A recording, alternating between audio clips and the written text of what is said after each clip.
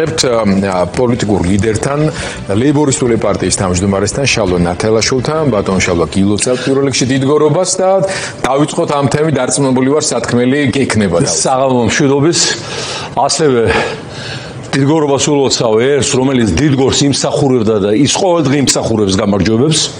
თუ ვიღაცებმა არ შეგვიშალეს ხელი, როგორც ისტორიის ამ ეტაპზე ხდება და ალბათ დავით აღმაშენებელი დღეს საფლავში ბრუნავდა, როდესაც დაინახა, რომ დიდგორის უდიდესი გეოპოლიტიკური გამარჯვების შემდეგ 904 წლის თავზე საქართველოს სახელმწიფოს ფეხბურთელი პრეზიდენტი რუსი ოლიგარქისგან დანიშნული, არც მეტი და არც ნაკლები, ნაცვლად გელაში ჩასვლის და მის საფლავზე დაჩოქებისა იახლა თურქეთს, თურქების დედაქალაქი მოინახულა და რაც ჩემი აზრით ამას რძენია, ყვავილებით შეამკო თურქეთის რესპუბლიკის დამაარსებელ ათათურქის პირველი პრეზიდენტის მავზოლეუმი. თურქებს ღმერთმა გაუმარჯოთ, მათ თავიანთი ინტერესები აქვს მუდმივი და მათ არაფერზე არ ვედევები. ჩვენი ისტორია გვაქვს და ჩვენი მომავალი დასაგეგმი და გასაანალიზებელი. არც მათი სახელმწიფო სიმბოლოების მიმართ, მაგრამ პირდაპირ გეტყვით, რომ ჩვენი ისტორიული მეგობარი არც რუსეთია, არც თურქეთია. ამაზე არსებობს უამრავი ფაქტები, იგივე დიდგორი გამოწვეული იყო იმის გამოისობით, რომ დიდმა დავითმა გაწმინდა თურქ-სელჯუკებისგან ქართლი, კახეთი, რუსთავი, დმანისი, ლიპართ-ბაღვაში სამფლობელოშიც კარგად ბატონობდნენ, ტაო-კლარჯეთი და ამით განაცხენებულმა თურქულმა კვაზი სახელმწიფოებმა, მაშინ ჯერ არ იყო ბიზანტია დამხობილი და ეს თურქები ნაწილ-ნაწილი რუმის სასულთნო და ანატოლიაში იყვნენ დასახლებული, გააკეთეს კოალიცია საერთო თურქული და სწორედ აღმაშენებლის სიდია და იმაშიც იყო, რომ არა მარტო მან ზუსტად გაიგო ისტორიული ეპოქის გარდაულობა, რომ დადგა დრო ქართული კავკასიური იმპერიის შექმნისა, რადგან გარშემო იმპერიები ჯერ არ იყვნენ ჩამოყალიბებული. რუსეთი სადღაც კიევში ყალიბდებოდა, თურქები კიდევ მოდიოდნენ შუა აზიიდან, ბიზანტია გახდა დასუსტებული,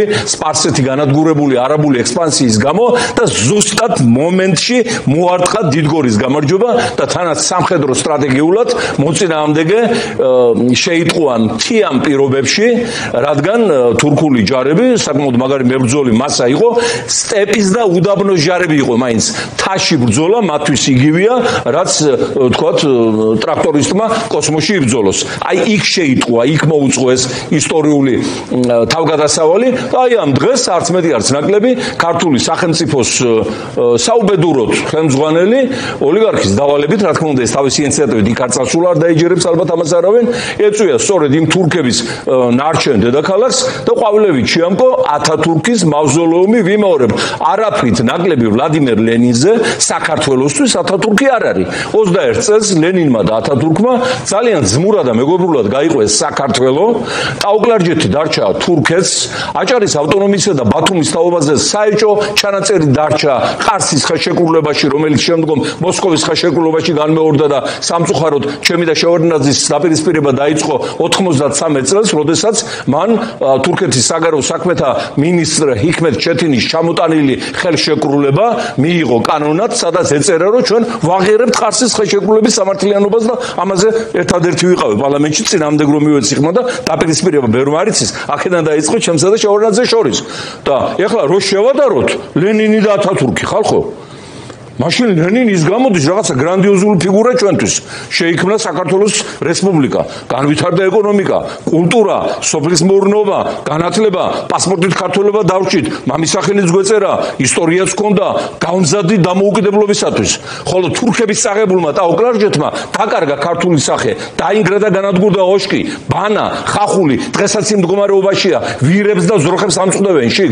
არც ეკლესია იკლავს ჩვენი საპატრიარქო თავს, რომ იქ აღდგეს ღვთისმსახურება ან რესტავრაცია გაკეთდეს, ქართველებს დააკარგეს ქართველობა, გაათურქეს, გადააჯიშეს, რჯული წაართვეს, და ეს არის რამდენიმე მილიონი ქართველი, ეს არ არის 100,000 მარტო. და აი ამ ფონზე მიდის საქართველოს სახელმწიფოს მეთაური დიდგორში გამარჯვების დღეს, თურქებზე გამარჯვების დღეს და ყვავილებით ამკობს აი ამ ათათურქის მავზოლეუმს, ეს უდიდესი მკრეხელობა და დაახლოებით იგივეა მინი ვარიანტში, როდესაც ჩავიდა კობახიძის და პაპუაშვილის ბანდა შუა აზიაში და თემურ ლენგის მავზოლეუმი შეამკვეს ასევე გვირგვინებით იმ თემურ ლენგისა, რომელიც ასევე წარმოადგენდა თურქობას და რომელმაც 8-ჯერ ილაშქრა საქართველოზე და აღარ დატოვა ვაზი კახეთში ამოუძირკვავი. აი ვისთან გვაქვს საქმე? ყველა ჩვენი მტრის ისტორიულ თუ დღევანდელი მტრის თუ მოწინააღმდეგის თუ ოკუპანტის და აგრესორის მეგობრებთან გვაქვს საქმე. ყველას მეგობრებია ქართველების და საქართველოს გარდა.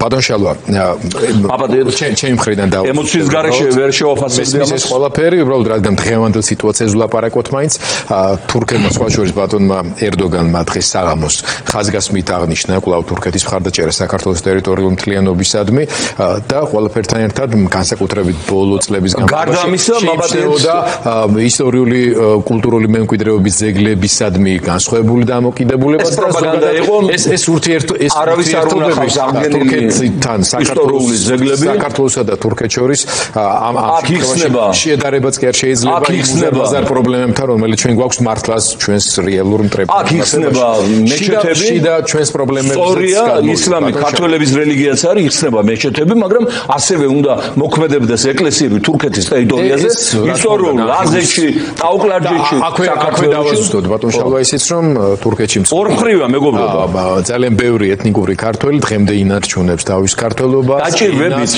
გაჭირვებით მაგრამ ჩვენც ბევრს ისევ მოქმედებს იქ რაღაც და ათათურქის დროს მიღებული სპეციალური კანონები რომლებიც ზღუდავენ ენების განვითარებას თურქულის გარდა თურქეთის განსხვავებული თემა არის მაგრამ ძალიან ბევრი ქართველი ასეულობით შეიძლება ასეულობით 1000 ვიცით რომ რამდენიმე მილიონი არის ამ თვალსაზრისით თავიანთი ეთნიკური იდენტობის შენარჩუნებაში საუკუნეების განმავლობაში ძალისხმევას ნუ ხა ჩვენ თურქეთს რას ვედავებით შევეშვათ იმათ და სახელმწიფო პოლიტიკა თავისთავად ძალიან უცნაური იყო იმიტომ დიდგორობა კრეხელობა იყო ალბათ დავით აღმაშენებელი იმ თავის ცნობილ ანდერტს ფეხი დამადგით გულზე ყოველმან დღეს შესულიდა და დაწერდა ფეხი დამადგით დამადგით გულზე ყოველმან გარდა კოცბანდისა კოცების გარდა აი ამას დაწერდა დავით აღმაშენებელი დღეს ის გააკეთა ქვეყნის მტერმა ბიძინა ვენეშვილმა თავისი კრიმინალური ხროვის მეშვეობით დიდგორობის 904 წლის თავზე ბატონ შალვა საქართველოს მით უმეტეს როცა დავით აღმაშენებლის შემდგომ ეპოქას ვახსენებთ ქონდა დამსახურებული ამბიცია რომელიც რეალიზდა ამ პერიოდში ქცეულიყო რეგიონის ლიდერ სახელმწიფოდ ზოგი ამას ქართულ იმპერიასაც უწოდებს და ასე შემდეგ მაგრამ დღევანდელი სიტუაციის კონტრასტი ამ თვალსაზრისით განსაკუთრებულად ნეგატიურად ჩამბეჭდავია. მოვლენები, რომელიც განვითარდა სწორედ აი ბოლო ხანებში, ბევრისთვისაც ძალიან მოულოდნელი, უშუალოდ პრეზიდენტ ტრამპის ჩარევის ხარისხით და დასმული და აღიდებ ბეჭედით, ასე ვთქვა, ტრამპის დერეფნის და ელოდით ამას და რას ცვლის ეს რეგიონში და ზოგადად რა დიდი გეოპოლიტიკური ცვლილებების მომსწრენი ვართ და რა მდგომარეობაშია საქართველო. დიდი მადლობა ამ კითხვისთვის ბატონო გიორგი არაერთხელ აღნიშნავს რომ აკადემიური საუბარი ჟურნალისტების მრავალრიცხოვან უნიჭერეს სამყაროსთან ყველაზე მაღალი ხარისხის აკადემიური საუბარი შეიძლება თქვენთან ეს არის ფაქტი მაგრამ ეს რეალობა რა შეეხება შექმნილ ვითარებას აი ხლა ჩვენ საუბრობდით თურქეთზე და დიდგორზე და საქმე იმაშია რომ ეს არ არის თქვათ ამბიცია ან თქვათ ვიღაცა გიყვარს ვიღაცა არ გიყვარს ჩვენ ყველა ხალხები გიყვარს და ადამიანები არის ზოგადად ღვთის მიერ შექმნილი მოვლენა და არ შეიძლება ეროვნების მიხედვით დავყოთ კეთილი ერი ბოროტი ერი არ არსებობს ეგეთი რამე ადამიანში ზის ღმერთი საქმიანობს ეშმაკიც და უნდა ღმერთს მაჯობოს ეშმაკის საქმიანობას და აქ არანაირი ეროვნული და რელიგიური კუთვნილება არაფერ შუაშია რეალურად რო ვთქვათ 1000 წლეული რომელიც საქართველოს გამოიარა ცხენდა ბრძოლით ჩვენს რეგიონში ევრაზიის კონტინენტზე როგორც გეოპოლიტიკოსები მას უწოდებენ ჰარტლენდი აი ბზეჟინსკის და დუგინის და სხვა გეოპოლიტიკოსების ფუკუიამას თეორიებიდან 1000 წელია ეს ჰარტლენდი ასახავს და მოწმია და მონაწილეა ორი ცივილიზაციის ბრძოლის და დაპირისპირების. ეს არის პანსლავური ცივილიზაცია, რომელიც ჩამოყალიბდა რუსულ ცივილიზაციად, და ეს არის პანთურქული ცივილიზაცია. ის მონგოლებიც თურქები იყვნენ სხვათა შორის. მაგრამ აი ბიძაშვილები არიან, ასე რომ ვთქვათ, იმ ტომს ეს ერქვა, იმ ტომს ეს ერქვა. აი ეს 1000 წლეული მიდიოდა ამ ორი დიდი ცივილიზაციური დაჯგუფების ბრძოლა ევრაზიის კონტროლისათვის. და როგორც ისტორია მაჩვენა, გაიმარჯვა ამ ბრძოლაში ტყის ცივილიზაციამ, რასაც უძახდნენ რუსულ პანსლავურ ცივილიზაციას და დაამარცხა სტეპის ცივილიზაცია, ანუ პანთურქული ცივილიზაცია. ამის შედეგად პანთურქული ცივილიზაცია იძულებული გახდა შუა აზიიდან ექსპანსია განეხორციელებინა არა მოსკოვისაკენ და იქით პოლონეთისაკენ, ნეტ ასე ყოფილიყო ნახევრად ხუმრობით, არამედ დაიძრა სამხრეთისკენ. და სამხრეთში რო შემოვიდა, ერთ-ერთი პირველი დახვდა ირანი, აი თავისი უდიდესი სპარსული კულტურით, და მერე დახვდა ამიერკავკასია და ჩვენ. აი ეს დიდი თურქობა სწორედ ამ ორი ცივილიზაციის დაპირისპირების შედეგად შემოვიდა ჩვენთან და ჩვენი გავლით, ანატოლიის გავლით, ბოლოს დაიპყრო ბიზანტია და აიღო კონსტანტინოპოლი და კონსტანტინოპოლში როცა ემხობოდა ეს მსოფლიო სიამაყე იმპერიის დედაქალაქი, ბერები, ეს ცნობილია, იჯდნენ და მსჯელობდნენ, რამდენი ანგელოზი დაეტევა ნემსის წვერზე და აჩვენეს იმ თურქებმა, რამდენი ანგელოზი ეტევა ნემსის წვერზე და საერთოდაც. აი ესეა რომ გაბანძდება იმპერია გნებავთ, სახელმწიფო გნებავთ, საზოგადოება გნებავთ, პოლიტიკური ძალა გნებავთ, მე უკვე აი სისულელებში არიან გადასული, თქვა ნემსის წვერზე რამდენი ანგელოზი ეტევა და იმაზე რომ აი რო არ იყოს ივანიშვილი ომი იქნებოდა და რო არ იყოს ივანიშვილი კაცები გავწყვდებოდით ყველა. ესეთ შეურაცხყოფა ქართველ მამაკაცისთვის არავის არ მიუყენებია, გვეუბნება რომ ყარაულები ვართ, რო არ გაგათხოვოთ ევროპამ. ხო წარმოგიდგენიათ ახლა ამას ჩვენ ვყლაპავთ და არ ყლაპავთ. ამაზე პასუხს მოთხოვთ, რა თქმა უნდა, ისედაც ადამიანური ურთიერთობები და არა მარტო სამართლით. აი ეს ორი ცივილიზაცია ასე რომ ვთქვათ, იბრძოდა 1000 წლების მანძილზე და მოვედით დღემდე. დღემდე მოვედით იმ ფონზე, როდესაც დაიწყო პან-რუსულმა ცივილიზაციამ დასუსტება. ანუ მან განიცადა სამი მსხრევა, ჯერ დაიმსხვრა მეფის რუსეთი, შემდგომ ამას მიჰყვა საბჭოთა კავშირი და ეხლა უკვე მოსკოვი გაება უკრაინის ხაფანგში. რეალურად ეს ამათი ხაფანგი ახლა ბერლინი აიღეს რუსეთის ჯარებმა, სტალინმა, პარიზი აიღეს და 3 წელია ბახმუტი ვერ აუღიათ და რამდენიმე სოფელი კიდე დონეცკში. ანუ ეს ნიშნავს სერიოზულ მოსუსტებას რუსული სამხედრო მანქანის. ეს ფაქტია და ამას მოსკოვში იმედია ხვდებიან რამენაირად და ეს გარკვეულწილად გამოწვეულია იმითაც, რომ პუტინმა დაანგრია რუსული მართლაც ელიტარული თავდაცვა და გენერალიტეტი, როგორც სიტყვიან, გენოციდი მოუწყო, როდესაც თავდაცვის მინისტრად დანიშნა ავეჯის მაღაზიის დირექტორი სერდიუკოვი, ხო გახსოვთ, რომელიც ჩაეფლო კორუფციაში და თავდაცვის პოლიტიკა აქცია ფული შოვნის წყაროთ. ის ქალი რო იყო კიდე ლამაზი ქალი ვასილიევა და მთელი ბანდა. ნუ მოკლედ, რა თქმა უნდა, ეს შეუმჩნეველი არ დარჩა ჩვენს მოძმე პანთურქულ ცივილიზაციას, რომლის რეანიმაცია ოსმალეთის იმპერიის ძველი ოცნება იყო, ანუ თურანის შექმნა, თურანი, რომელიც გადაიჭიმებოდა ხმელთაშუა ზღვიდან შუა აზიამდე, რადგან ესენი თურქული ქვეყნები, ყაზახეთი, კირგიზეთი, უზბეკეთი, აზერბაიჯანი, მერე იქ უიღურების ავტონომია 10 მილიონიანი ჩინეთში, აღარ არის საუბარი რუსეთის ავტონომიებზე, რომლებიც ასევე თურქებია, ტუველები, ჩუვაშები, ბაშკირები, კალმიკები, კომია ესესე და აი ესენი რაც ერქვა, რა თქმა უნდა, ახლა გეოპოლიტიკაში და საერთაშორისო ურთიერთობებში არ არსებობს ზმობა და მეგობრობა. აი როგორც ის ცნობილი ინგლისელი ლორდი ამბობდა, მერე ჩერჩილში მაწერეს ეგ სიტყვები, ბრიტანეთს არ ყავს მუდმივი მეგობრები და არ ყავს მუდმივი მტრები, მას აქვს მუდმივი ინტერესები. ეს არის პოლიტიკის შეუბრალებელი კანონი. ეს არ დარჩა შესუსტება რუსული იმპერიალიზმის რეგიონში უყურადღებოთ და დაიწყო მოწოლა დაიწყო, თქვენ ხარ ჩემი ბატონი, ამუშავდა გარკვეული ლობები, პანთურქულიც, სომხური ლობიც, რომელიც ძალიან ძლიერი ამერიკაში და რომელსაც ხავს 160 კონგრესმენი და სენატორი ლობში ებრაელებზე მეტი მხარდამჭერი ყავთ კონგრესში, ამუშავდნენ და შესაბამისად იმ ფონზე, როდესაც მოღალატე ივანიშვილმა თბილისი და საქართველო გადააქცია ანტიამერიკული, ანტიევროპული პროპაგანდის ცენტრად, ანუ მტრულ სივრცეთ ჩვენი მოკავშირე ცივილიზაციისადმი, რომელთა გამოისობითაც დამოუკიდებლობა შენარჩუნებული გვაქვს და რაც დავჭით, ესაც ამერიკის სამხედრო სიძლიერის წყალობაა, სხვა შემთხვევაში ისე გაგვიყოფდნენ მეზობლები, ჩვენი ისტორიული მტრები თუ მეგობრები, რომ ვერც გავიგებთ, დილით გავიგუძებთ და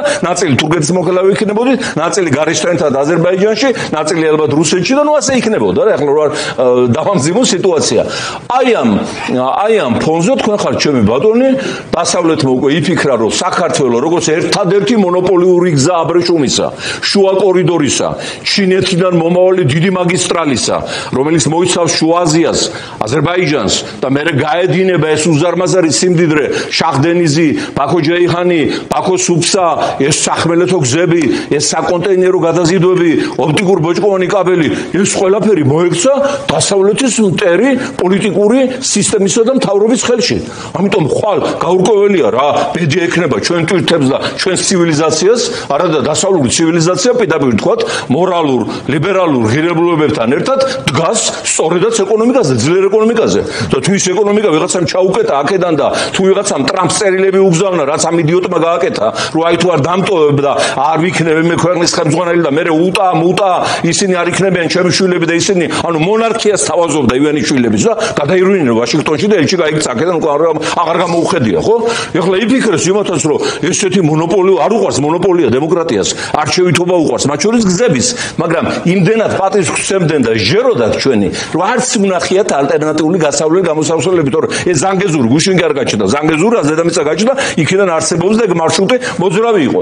აი ეხლა უკვე ივანიშვილის დანაშაულებრივი პოლიტიკის და ქმედებების წყალობით დასავლეთმა იფიქრა, რომ მოდი გავხსნი მეორე მარშრუტს, მეორე აბრეშუმის გზას და არ ვიქნები დამოკიდებული პუტინის მიერ გამოგზავნილ ვორონცოვს რა უჭირდა რამდენიმე აშენ და გააკეთა იმაზე პუტინაცვალზე და მექნება ალტერნატივა, რომ გავატარო ზანგეზურზე აზერბაიჯანიდან, შუა აზიიდან, ჩინეთიდან წამოსული სახმელეთო ტვირთები, მათ შორის საზღვაო ტვირთები და აღარ დამჭირდება ფოთი და ბათუმი და თურქეთის პორტებით ხმელთაშუა ზღვაში და შავ ზღვაში გაუშვებ მთელ მსოფლიოში აი ამ ტვირთებს, ასევე ოპტიკურ ბოჭკოვანი კაბელის გაყვანაც იქ იგეგმება, ასევე იგეგმება აი ამ ნავთობსადენებისა და გაზსადენების ერთი შტოს გადანაცვლება იქით და ეს ნიშნავს იმას, რომ საქართველოს დაკარგული აქვს ისტორიული, გეოპოლიტიკური გზაჯვარედინის ფუნქცია, შესაბამისად დანგრეულია ჩვენი უსაფრთხოება, ჩვენი სახელმწიფოების პერსპექტივა და მე განვაცხადე ბრიფინგში თქვენი ჩართვა იყო და დიდი მადლობელი ვარ ამისათვის, რომ მე პირადად ძალიან მალე ეს რეჟიმი ჩამოიშლება,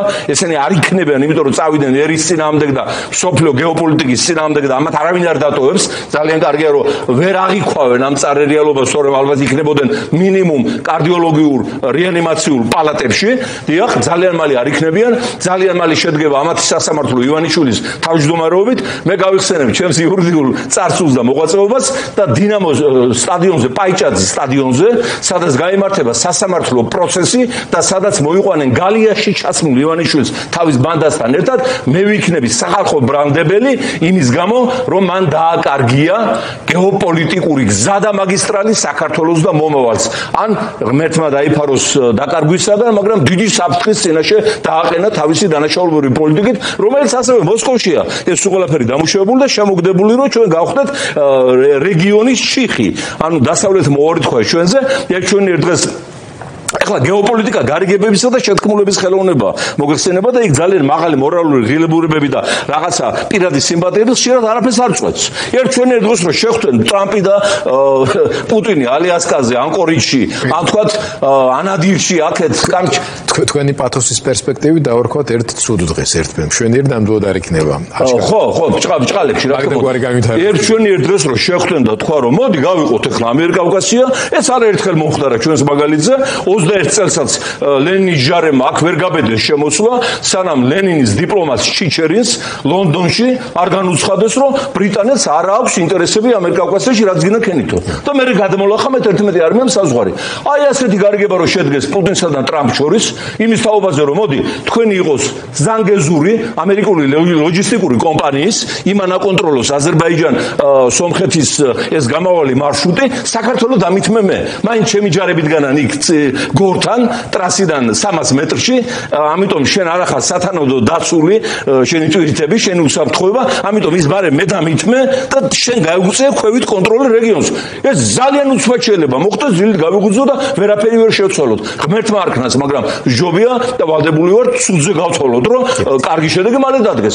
ამიტომ მე ხლა მინდა შევპირდე ივანიშვილს, რასაც შევპირდი უკვე ვთქვი, მე ვიქნები ბრალმდებელი ამ ეპიზოდში მისი დანაშაულებრივი საქმიანობის და გარდა ამისა ლეიბორისტული პარტია უკვე იწყებს მუშაობას, პირველი სიგნალები გაშვებული გვაქვს იმის თაობაზე დასავლეთში, ვაშინგტონში, ლონდონში და ბრიუსელში, რომ ზანგეზურის გზა პირველ რიგში უნდა იყოს დამაკავშირებელი აზერბაიჯანისა თავის ავტონომია ნახიჩევანთან. ეს კი ბატონო, ჩვენ გვიხარია რომ მეზობლები მშვიდობიანად არიან, ჩვენი ძმებია, ვის შეიძლება უხაროდეს მათი ურთიერთმკვლელობა და პათოლოგიაში გადაზრდილი ზიზღი, რაზეა საუბარი, რა თქმა უნდა, თბილისი როგორც ლიდერი რეგიონის უნდა იყოს მაგალითის მიმცემი მათ შერიგებაში, სამწუხაროდ დაგვაკარგია ლიდერობა ივანიშვილმა და გადაგვაქცია იმის ალიევის მაჩალკად, როგორც სახელმწიფო და ამის დანიშნული ერთუჯერედიანი იდიოტები ჩადიან და წყალობას და კურთხევას ალიევისგან იღებენ. დაინიშნება მინისტრი, ჩადის ალიევთან და როგორც აი ადრე იყო აქ დანიშნული ტიპები, რომ ჩადიოდნენ ისფაჰანში და შახი ხალათს უბოძებდა და უკვე კანონიერი და ლეგიტიმური იყო. აი ესე გახდა ალიევი ჩვენი უფროსი, ის არის მაგრამ გარეჯი რო აგათაფა ცხვირწინ. მოკლედ, ერთ სიტყვით, კარგი ეს გზა, ოღონდ აზერბაიჯანის ორი რეგიონის დამაკავშირებელი სახით, მაგრამ გეოპოლიტიკურად, როგორც შუა კორიდორი, როგორც აბრეშუმის გზა, ეს არის ძალიან საშიში დასავლეთისათვის, რადგან პირველი ის გადის დიქტატორული სისტემებით სავსე შუა აზიაზე და მე მოემართება საოჯახო დიქტატურა ალიევების ბაქოში და მოგეხსენება დიქტატურა სტაბილური არ არის, როდის რა იფეთქებს ჩვენ არ ვიცით. სამხრეთში ბობოქრობს აიათოლების ირანი, სადაც საერთაშორისო კონფლიქტის გარდა შეიძლება შიდა დაპირისპირება მიფეთქოს იგივე 30 მილიონიან აზერბაიჯანულ თურქულ მოსახლეობასა და დანარჩენ ირანს შორის აღარაფერს საუბრობ ქურთულ პრობლემაზე, რომელიც ასევე ირანშიც დგას სერიოზულად. გარდა ამისა, ეს გზა გადის სომხეთზე, სადაც დგას გიუმრიში რუსეთის შეარაღებული ძალები, როგორც დესტაბილიზაციის წყარო, რომლებიც როდის რას მოაწყობენ და რას უმავნებენ იმ ამერიკულ ლოჯისტიკურ კომპანიას, არავინ არ იცის, თუმცა პროგნოზირება შეიძლება. და რაც მთავარია, როდესაც ეს გზა გადავა ნახიჩევანში, სომხეთის გავლიდა ნახიჩევანიდან გაემართება თურქეთის ტერიტორიაზე, ანუ ყარსში და ერზრუმში, იქ ხდება ქურთულ სამყაროს და ქურთები იარაღით იბრძვიან უკვე საუკუნეებია დამოუკიდებლობისათვის. ეს რეგიონები არის არასტაბილური უაღრესად, არავინ დაიჯეროს ოჯალანის მონანიება, რომელიც არის სამუდამო პატიმრობაში მარმარისის ზღვაში არსებულ კუნძულზე, რომ წყვეტავენ ქურთები დამოუკიდებლობისათვის ბრძოლას, ეს არ მოხდება. 50 მილიონიანი ქურთისტანი, ქურთიერი ადრე თუ გვიან მიაღწევს დამოუკიდებლობას. ამაში ეჭვი არავის არ ეპარება არც ერთ გეოპოლიტიკოს მსოფლიოში. შესაბამისად, აი ასეთ ფეთქებად საშიშ რეგიონში საერთაშორისო აბრეშუმის გზის გავლა გადაიქცევა ტრაგედიის გზად, ეკონომიკური კრიზისების, დაძაბულობის, შეტაკებების და ძალიან დიდი კრახის მარშრუტად. და ჩვენ შესაბამისად ლონდონს, ვაშინგტონს და ბრიუსელს აუხსნით და იმედია ამ პერსპექტივას, რომ საქართველოს ჩამოერთვას მონოპოლიური გეოპოლიტიკური ფუნქცია ჩვენ შევინარჩუნებთ და აი ამ საშიშროებას ასრულება არ უწერია, მაგრამ ამისათვის რაც შეიძლება მალე უნდა მოვიცილოთ აი ეს ჭორვილელი პუტინის გამოგზავნილი მავნებელი და მისი რეჟიმი. ბატონ შალო, ჩემი ბოლო კითხვა უკავშირდება სწორედ ამ პერსპექტივას. საკმაოდ რთული სიტუაცია, მაგრამ კომპლექსური. რა თქმა უნდა, ერთის მხრივ თურქი შეერთებული შტატების ჩართულობით, ევროკავშირის, მათ შორის ჩინეთის ინტერესების გათვალისწინებითაც თურქეთის აქტიური მონაწილეობით მოხერხდება, რომ სამხრეთ კავკასია მართლაც გადაიქცეს თურქების მიმოსვლის, ვაჭრობის, წარმოების, ევროკავშირსა და თუნდაც ჩინეთს შორის საქმიანი ურთიერთობის გარკვეულ პოზიტიურ მოდელად. ეს ჩვენ ყველას გაგვიხარდება, სამეზობლოში მშვიდობა, სტაბილურობა ყველასთვის. რეგიონში მშვიდობა საქართველოს ხარჯზე არ უნდა იყოს. ზუსტად ჩვენს ხარჯზე არ უნდა მოხდეს. ამის კითხვა მინდა. რა თქმა უნდა, გვიხარდება მშვიდობა რაზეა. რა მიმართულებითაც მიდის ეს პროცესი, ის რომ თუნდაც ოვალურ კაბინეტში ხელმოწერისა და დემონსტრირების დროს ამ უმნიშვნელოვანესი შეთანხმების საქართველოს როგორც სახელმწიფო სამხრეთ კავკასიაში სენებული არ ყოფილა, ძალიან შემაშფოთებული. განდევნილი ვართ საერთაშორისო გლობალური პოლიტიკიდან. თუმცა აქ ვართ არსებობს ქართველი ერი, რომელსაც აქვს ამბიცია და პრეტენზია ქართული სახელმწიფოს არსებობაზე პასუხისმგებლობა მმართველობას ატარებდეს, აი რაში უნდა გამოიხატოს ეს პასუხისმგებლობა, რომ ვიღაცებმა სადღაც რაღაცის გადაწყვეტა რომც მოახერხონ, ან არ იფიქრონ ნეგატიურ ვერსიაზე და სცენარზე, ან არ გამოუვიდეთ. ანუ მოუახლოვდით უკვე ქვეყნის შიდა პოლიტიკურ პროცესს, როგორ პროგნოზირებთ და არა მარტო პროგნოზირებთ, როგორც პოლიტიკური ლიდერი, რისკენ მოუწოდებთ შემოდგომისკენ ადამიანებს საქართველოში. შემოდგომის ზაფხულის და საერთოდ 12-13 წელია ჩვენ მოუწოდებთ რაც შეიძლება მალე ივანიშვილის დანაშაულებრივი რეჟიმის ჩამომხობისაგან. როგორც პრეზიდენტი კენედი ამბობდა, ეს ჩემი სიტყვები არ არის, მე არ დამამრავლეს არავინ, თუ ხელისუფლება არ მიდის ნებით, მას ამხობენ.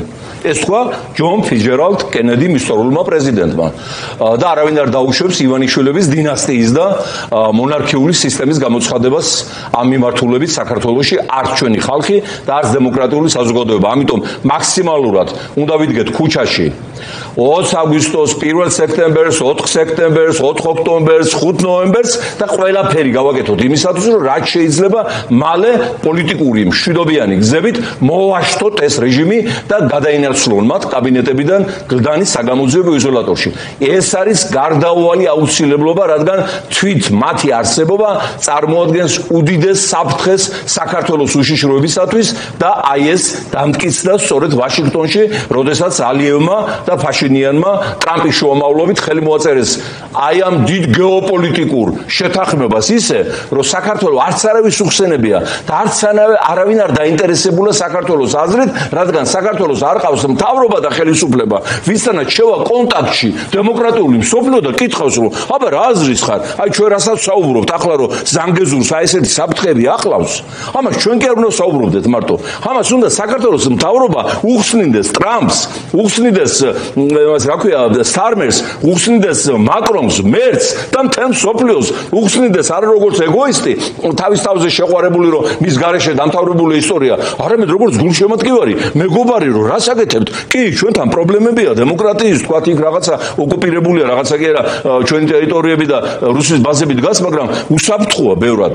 ეს დაამტკიცა 30 წელმა, გადიოდა ხო აქ ტრილიონის ტვირთები გავიდა. ბაქო ჯეიხანით საქართველოს რკინიგზით, ბიპის სულ რკინიგზით გადის, ჩვენი იმ შახდენიზით, იმ ბაქო სუბსტატი ტრილიონის ტვირთები გავიდა და ეს ტრილიონი დაილექა სხვათა შორის არსებული ხელისუფლებების წარმომადგენელთა ჯიბეებში, არც ერთ ხელისუფლება სულ არ არის ამ საქმეში, ხოლო რეკორდი აი ამ ტრილიონების მოპარვის ხალხისგან მოხსნა ივანიშვილის ბანდამ და სწორედ ამიტომა დაკავშირებული ალიევი და ივანიშვილი ძალიან ღრმა ურთიერთობები და სწორედ ამიტომ ეს არ ნახულობ სოფლიო დიპლომატიაში, ჩვენ მაშინ გავაპროტესტეთ, ორჯერ ჩამოვიდა აზერბაიჯანის პრეზიდენტი და ფარულ ვითარებაში შეხვდა ბიძინა ივანიშვილს, ერთი მუხრანის შატოში და მეორე კოჯრის ტერიტორიაზე, აი თქვი კიდევაც მაშინ ჩასაფრებული ყივჩაღის ისევ მოავედი მუხრანის ბოლოს ჩასაფრებული სინჯავი არას დაახლოებით აი ასოციაცია წარმოიშვება, როცა აი მომენტებს იხსენებ. შესაბამისად, ჩვენ გვჭირდება მთავრობა, რომელსაც მინიმუმ დაილაპარაკება მსოფლიო და ეთქვის, რომ აი შენს რეგიონში ასეთ გადაწყვეტილებას ვაპირებ და რას ეთქვი, რას მეტყვი. თუ ის ეთქვის სიმართლეს, რეალობას ეთქვის და ეს არის ქვეყნის უსაფრთხოების დაცვა. ჩვენი უსაფრთხოების დაცვა არის კონტაქტური მთავრობა, ვისაც მსოფლიო ელაპარაკება პირველი და მეორე ეს გეოპოლიტიკური ფუნქცია. ჩვენზე გამავალი გზა, რომელიც ბევრად უფრო საიმედო დამცავია, ვიდრე ბალასტიკური ატომური რაკეტები რო გვედგეს. იმაზე მეტად გვიცავს, იმიტომ რომ ინტერესია ყველასე რო გეყოს მშვიდობა. აგაეროს ტვირთებმა, აგაეროს აბრეშუმმა, გაიაროს ნავთობმა, გაზმა და ეს შემოსავლები, რომელიც უნდა შესულიყო ყველა ქართველის ოჯახში, ჩვენს ბიუჯეტში, ჩვენი მომავალი თაობის აღზრდაში ვიმეორებ, წაიღო მთლიანად მართველმა ბანდამ და ეს ტრილიონებია და ამის დათვლას მოუნდება ალბათ ძალიან დიდი საგამოძიებო ჯგუფი, რომელიც აუცილებლად შეიქმნება კვალიფიციური იურისტებისაგან და მოუნდება მთელი მსოფლიო საფინანსო სისტემის გადამოწმება, მათ შორის ოფშორებში, რათა ეს გადამალული ტრილიონები დაბრუნდეს უკან გადარჩენის ფონდში და აქ დადგეს ეკონომიკა ფეხზე, დადგეს აშენდეს ეროვნული, სოციალისტური, ევროპული სახელმწიფო, განიდევნოს ოლიგარქია პოლიტიკიდან, მოხდეს დეოლიგარქიზაცია და არასოდეს საქართველოში არ დაბრუნდეს აი ეს შავი კოშმარი. ეხლა ვინ დაელაპარაკება ამათ? ხალხო, მოდის ამერიკის ელჩი პრემიერთან თუ საგარეო მინისტრთან თუ იმასთან, რა ქვია, არაფორმალურ ლიდერთან ამ შეხვედრაზე უარს ეუბნებიან. მათ შორის სახელმწიფო დეპარტამენტის წარმომადგენელი ჩამოდის ობრაინი ხო იყო? ან იწერენ რასაც ლაპარაკობენ. იწერენ ვიდეო გადაღებას ახდენენ. თითქოს ამერიკელებს არ შეუძლიათ რაღაცები ჩაწერა. და მე ამას ახმაურებენ. რა ილაპარაკეს დახურულ ფორმატში. დიპლომატიური მოლაპარაკებების გარეთ გატანა და გახმაურება მინიმუმ ნიშნავს იმას, რომ არავინ შენ აღარ დაგელაპარაკება. სამუდამოდ კარგავ ნდობას. არ როგორც ერთხელო შეცდება ქალბატონი მაგალითად არ ვაჟბატონი რა ვიცი და გაუწყდება სახელი. ამაზე უარესია დახურული დიპლომატიური მოლაპარაკების შინაარსის გატანა გარეთ ესენი ამის სპეციალისტები არიან იწერენ ამას და მე აშანტაჟებენ დიპლომატებს პოლიტიკოსებს ელჩებს აღარ არის საუბარი ხლა აშანტაჟებენ ეს მართვადი ოპოზიცია რო არის და გარკვეულ პერიოდამდე აგრიტიკებს და მე მოიკუზება იმიტომ რომ კომპრომატები აქვს დადებული ან იმაზე სამღვდელოებაზე მეუფეებზე კომპრომატებია ყონა დადებული ამაზე კი არაკეთებენ მარტო ამას თავის თანაპარტიელებზე ჩაწერილი მთელი თავიანთი პირადი ცხოვრება და იმით აშანტაჟებენ და ატერორებენ არათუ კომპრომატები და რიჟვაზე ახლა მიიყვანეს ამ ამამდე ჩაოლებრივი ბანდიტია რიჟოზე ერთად ბანდიტობდნენ მე მოსხოვეს წილის მოტანა და ახლა იმან წილის გაღებას არჩეს სოცხლი დაეთმო ეთყობა ძალიან ხელმოჭერილი და ოჯახის მუჭუჭია დიახ აი ესეთი ამბავი ანუ ჩვენ ვართ ბანდის ხელში კრიმინალური კარტელის ხელში მეგობრებო ძალიან მალე ეს უნდა მოვიცილოთ იცით რომ ლეიბორისტული პარტიის მიერ 13 წლის წინ დაწყებული ბრძოლა ივანიშვილის და მისი რეჟიმის დასანქცირებისათვის ახლა დამაგურგვინებელ სტადიაშია სენატში დევს მეგობარი აქტი პირადად ივანიშვილი დასანქცირებულია და სანქცია ბლინკენმა დეკემბრის თვეში ამათი საქმე უკვე გადაწყვეტილია, განაჩენი დაწერილია, ეხლა განაჩენი ჩვენ უნდა ავასრულოთ და დამერწმუნოთ, რომ ლეიბორისტული პარტია, როგორც ერთადერთი კლასიკური, იდეოლოგიური, ევროპული, სოციალისტური, ეროვნული პარტია, გააგრძელებს ბრძოლას ქვეყნის გადარჩენისათვის და პირველ რიგში დემოგრაფიულ გენეტიკური გადარჩენისათვის, რადგან ივანიშვილმა ყველა უბედურებასთან ერთად საქართველოს მიჰყიდა არაბებს, მიჰყიდა პაკისტანელებს, ავღანელებს, ირანელებს, ნიგერიელებს, საუდელებს ემირათებს და უკვე დაიწყო საქართველოში არაბული ქალაქებისა და სოფლების მშენებლობა, რომელსაც ქვია ალ-ყალილა, ალ-ნასირა, ალ-ჯაზირა, აგერ გადით ავახმელაში და კოჯორში ხო ვიყავე მე და ჩართო გააკეთა ფორმულა მადლობელი ვარ ამისათვის, ამიტომ სასწრაფოდ ხელისუფლება შესაძლებელია, სასწრაფოდ მისაღებია კანონმდებლობა, რომელიც აკრძალავს აზია-აფრიკელების შემოსვლას და გადაკეტავს სამუდამოდ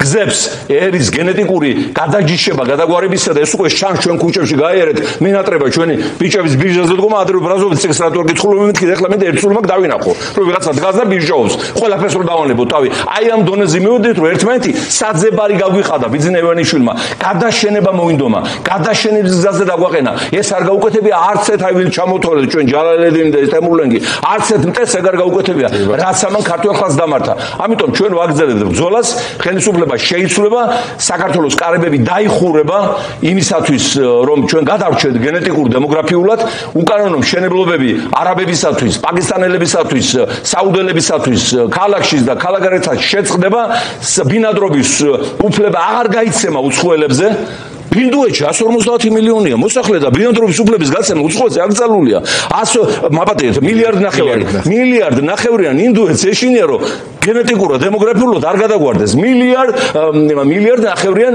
ინდუეთს და ჩვენ გამქრალ ერთს რომელიც აღარაფერი აღარ დავრჩით გაღებული გვაქვს კარები და ივანიშვილის სამშენებლო მაფია იღებს ისეთ კანონებს, რომ ნებისმიერს გაუადვილდეს აქ ბინადრობის უფლების მოპოვება, ბინის შეძენა და მე თავისი 18 ცოლისა და 180 ბავშვის შვილის და შვილიშვილის აქ ჩამოყვანა. აი რა გაგვიკეთა ამ საქართველოს დაუძინებელმა მტერმა, რომელმაც ბევრად გაასწრო თავის მეზობელს ჭორვილადან ღორეშამდე. ეს ჭორვილა ღორეშის რაღაცა ეთყობა ცუდი კოსმოსური ველია, რაღაცი მანდიბადებიან ორჯონიკიძეები და ივანიშვილები და ალბათ გამოსალოცი გვექნება ეგ მხარეს და საკურთხებელი, ну მოკლედ ესეთ ლირული გადახვევა, მაგრამ რეალურად მძიმე განსაცდელი გადააქვს ჩვენს ხალხს, მაგრამ დიდგორში გამარჯვებული ხალხი მეგობრებო, აუცილებლად იქნება გამარჯვებული და კიდევ ერთი ძალიან ბევრი კითხულობს, რომ სად დავიკარგე, რატო არ ჩანვარ, მინდა პირველ რიგში მადლობა უთხრა ბატონ გიორგის, ბატონ მიშა მშვილდაძეს, გვიწევენ ვახსენდებით გარკვეული პერიოდულობით, მაგრამ მთლიანობაში ლეიბორისტული პარტიის წინააღმდეგ არჩევნების წინ ოპოზიციურ რუსული ძალების და ივანიშვილის გარიგების შედეგად დაწესებული ბლოკადა, რომ ჩვენ არ გამოგვაჩინონ ტელევიზიებში ხშირად, არ ჩამოგვართვან ინტერვიუები, არ გაგოკეთებინონ კომენტარები მოვლენებზე, არ გამოგვაჩინონ, ამ გზით დაგშალონ, ფინანსური ბლოკადა მოგვიწყეს, არ გამოვიდათ არაფერი. ეხლა ხალხი ეხმარება გვირიცხავს და ვისაც აქვს ამის სურვილი ან ქვეყნის შიგნით ან ქვეყნის გარეთ, მადლობელი ვიქნებით. 4 წელია დასანქცირებულია ლეიბორისტული პარტია, გაგვაქვს თავი რამენაირად, მაგრამ თქვენი დახმარება გვჭირდება. ჩვენ Facebook გვერდზე ნახეთ ანგარიშის ნომერი და მადლობელი ვიქნებით, რომ ისტორიისთვის და საქართველოსთვის თუ ჩამურიცხავთ რამეს. ყოველ შემთხვევაში ჩვენ ვაპირებთ ბრძოლას ბოლომდე და ივანიშვილის პოლიტიკური მესაფლავეობა იქნება ლეიბორისტული პარტიის საპატიო მისია და რაც თავარია დიდგორული საქართველოს მშენებლობა, რომელიც სიმბოლოდება. დიდი მადლობა შალვა ნათელაშვილს და დიდი მადლობა თქვენ საინტერესო იყო